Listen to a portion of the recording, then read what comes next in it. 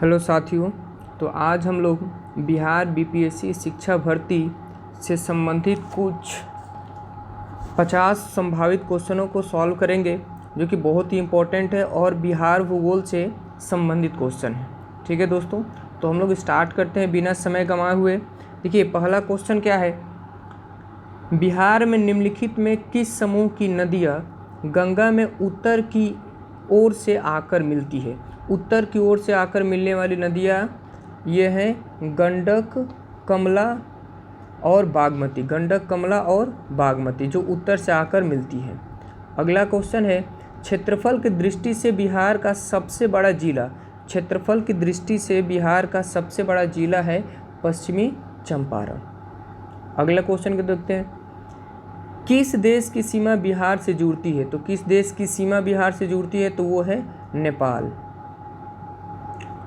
अगला क्वेश्चन है, जनगणना 2011 के अनुसार बिहार में सबसे कम लिंगानुपात वाला जिला कौन सा है। कह रहा है कि सबसे कम लिंगानुपात वाला जिला कौन सा है, तो वो जिला है मुंगेर।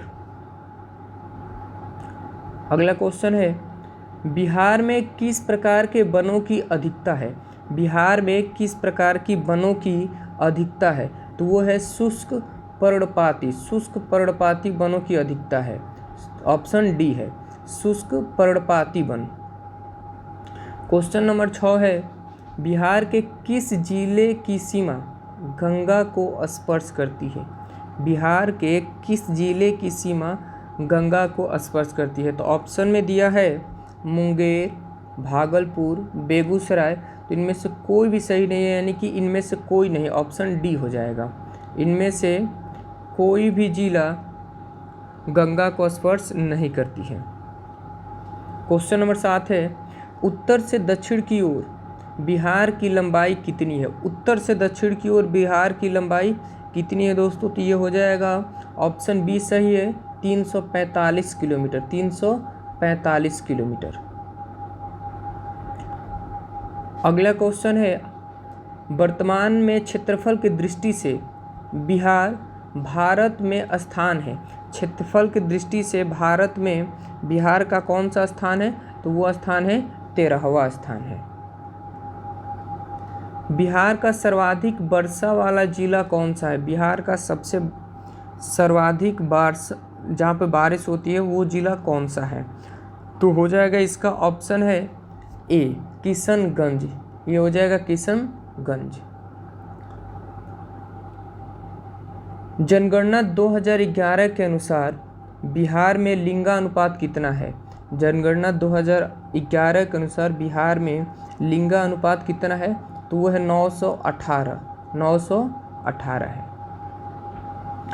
बिहार का कुल क्षेत्रफल कितना है। बिहार का कुल क्षेत्रफल कितना है, तो वो है 94,163 वर्ग किलोमीटर। 94,163 वर्ग किलोमीटर। ऑप्शन हो जाएगा बी।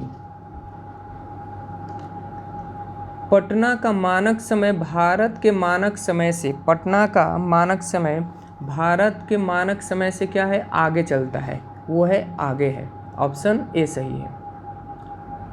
जनसंख्या घनत्व की दृष्टि से बिहार का देश में कौन सा स्थान है।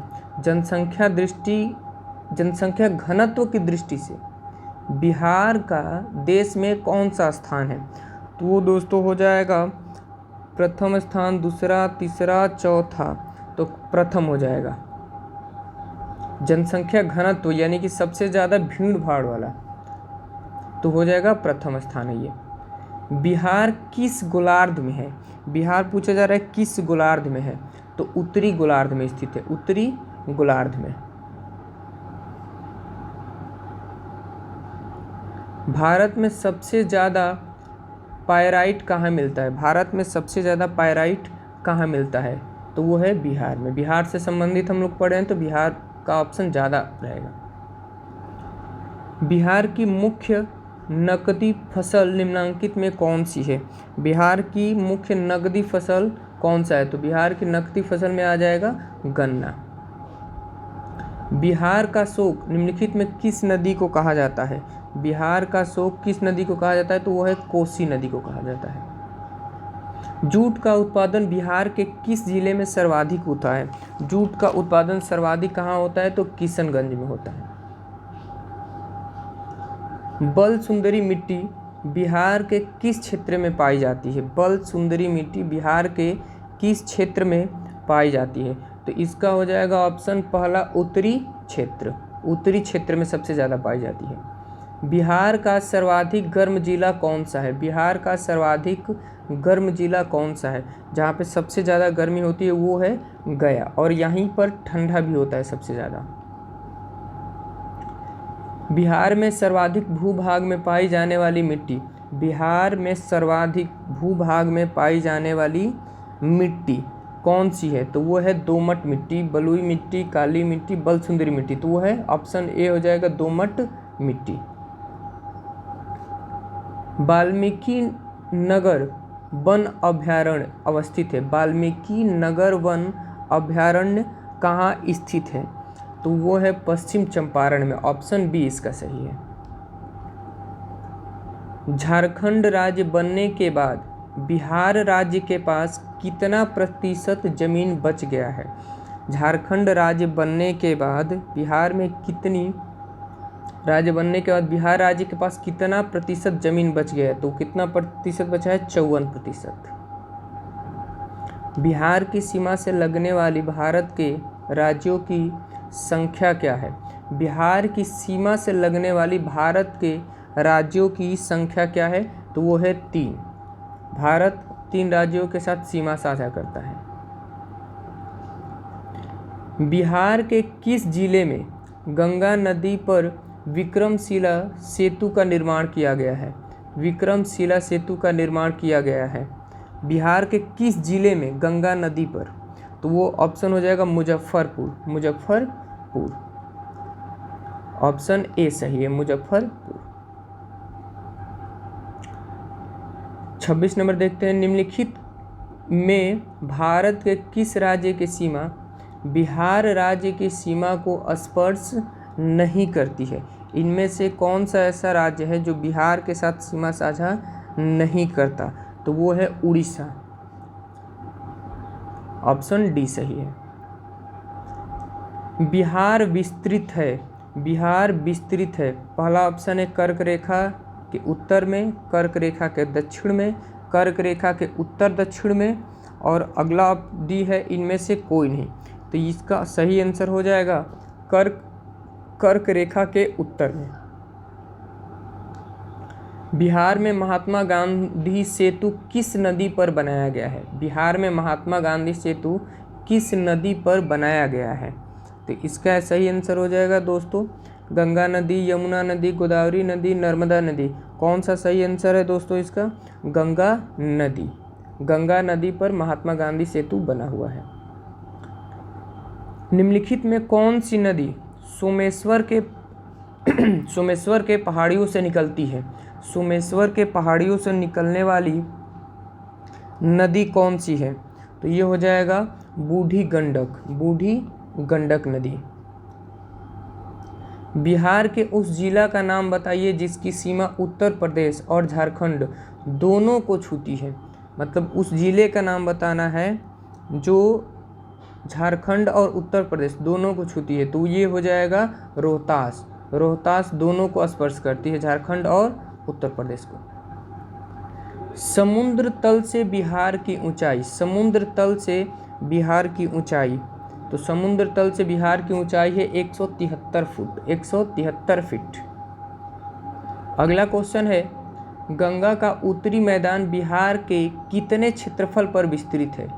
गंगा का उत्तरी मैदान बिहार के कितने क्षेत्रफल पर विस्तृत है? तो इसका ऑप्शन हो जाएगा 56,980 वर्ग किलोमीटर, यानी कि ऑप्शन सी 56,980 वर्ग किलोमीटर। ये सबसे इम्पोर्टेंट क्वेश्चन है। गंगा का उत्तरी मैदान बिहार के कितने क्षेत्रफल पर विस्तृत है? 56,980 किलोमीटर। सोनपुर नगर किस नदी के तट पर स्थित है? सोनपुर नगर किस नदी के तट पर स्थित है? तो ये हो जाएगा गंडक नदी। गंडक नदी के तट पर स्थित है। बिहार में गंगा का दक्षिणी भाग कितने क्षेत्रफल पर विस्तृत है? दक्षिणी भाग, बिहार में गंगा का दक्षिणी भाग कितने क्षेत्रफल पर विस्तृत है? तो इसका आंसर हो जाएगा 33,670 वर्ग किलोमीटर, यानी कि ऑप्शन सी है, ऑप्शन सी होगा। बिहार के उत्तर पश्चिमी में स्थित हरहा नदी की घाटी को क्या कहते हैं? उत्तर पश्चिम में स्थित हरहा नदी की घाटी को क्या कहते हैं? तो वो कहलाता है दून घाटी। क्या कहलाता है दोस्तों? दून घाटी, याद रखिएगा, दून घाटी।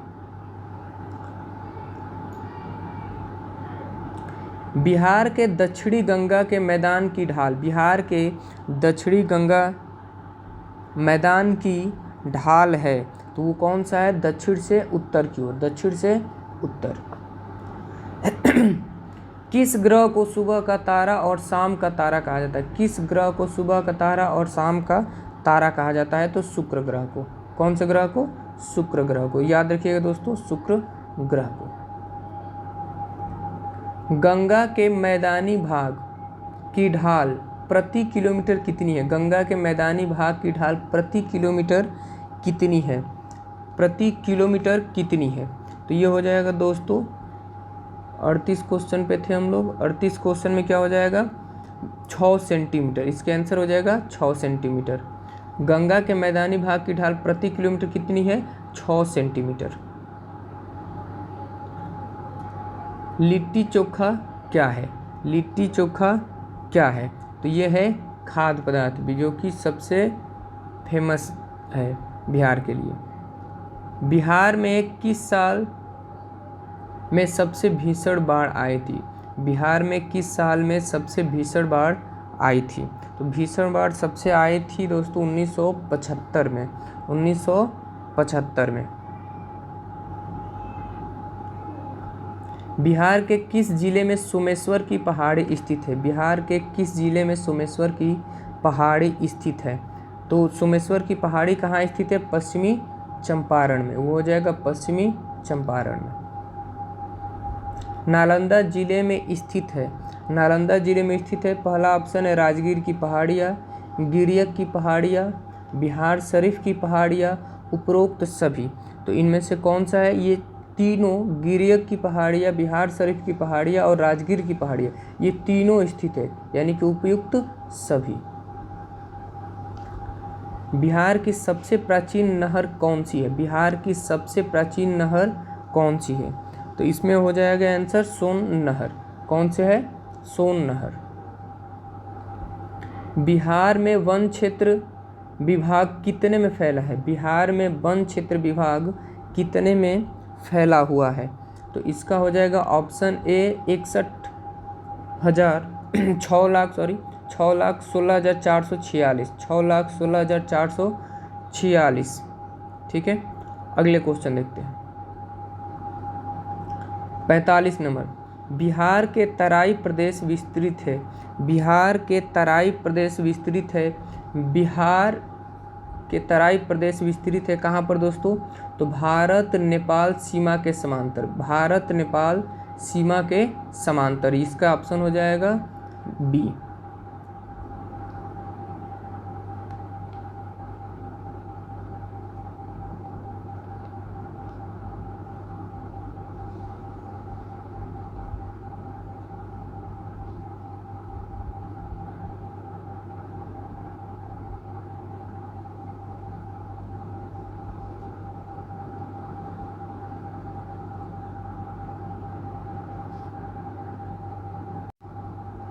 अगला क्वेश्चन है, बिहार के तराई प्रदेश विस्तृत है। बिहार के तराई प्रदेश विस्तृत है तो भारत नेपाल सीमा के समांतर, भारत नेपाल सीमा के समांतर। अगले क्वेश्चन की तरफ बढ़ते हैं।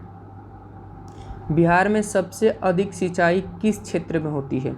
बिहार में सबसे अधिक सिंचाई किस क्षेत्र में होती है?